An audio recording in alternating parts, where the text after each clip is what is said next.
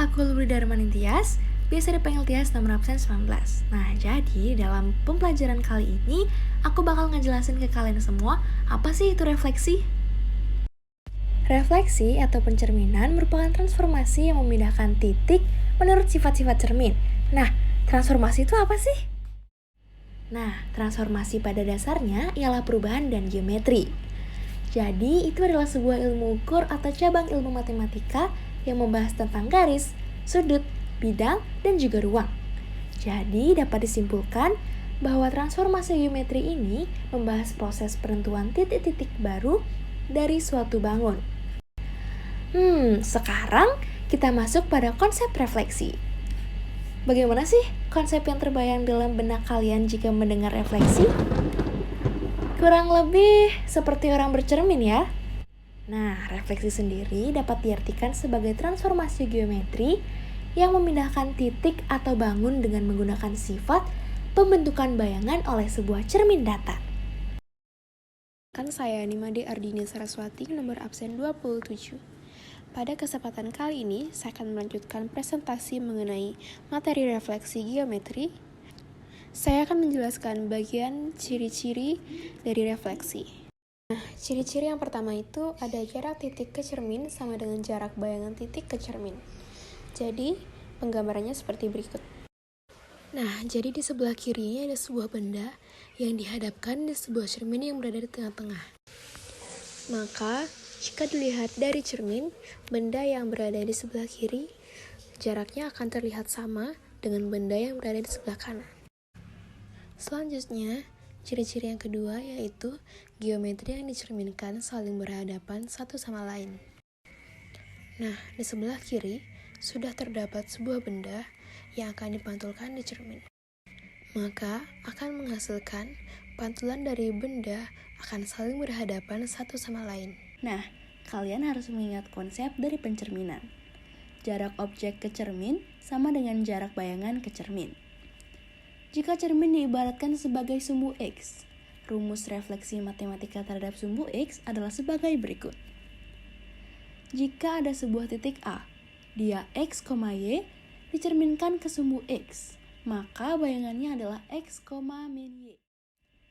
Seperti contoh, jika memiliki titik potong yang berada di titik 3,2, refleksikan terhadap sumbu X dari titik potong tersebut yang dapat dilihat pada gambar di bawah ini. Lalu, bagaimana jika cermin diibaratkan sebagai sumbu Y atau refleksi terhadap sumbu Y?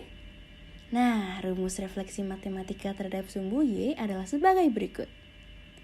Jika ada sebuah titik A, dia X, Y, dicerminkan ke sumbu Y, maka bayangannya ialah min X, Y. Nah, contohnya nih. Jika memiliki titik potong yang berada di titik 3,2, refleksi terhadap sumbu Y dari titik potong tersebut dapat dilihat pada gambar di bawah ini. Om Swastiastu, perkenalkan nama saya Inyaman Masana dari kelas 1141 nomor absen 11. Kali ini saya akan menjelaskan tentang rumus refleksi terhadap garis.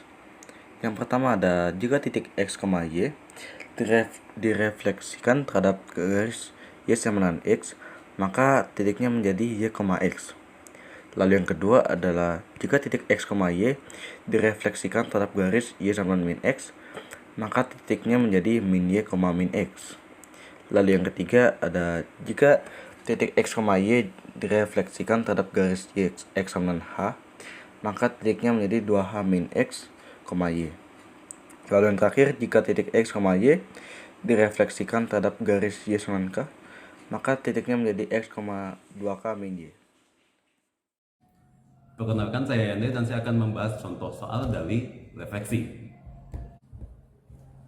Jadi pada soal ini diketahui lingkaran L aksen merupakan hasil refleksi lingkaran L di mana X pangkat 2 tambah Y pangkat 2 tambah 2X min 6Y min 6 sama dengan 0 terhadap garis Y sama dengan min 2. Koordinat titik pusat lingkaran L aksen adalah.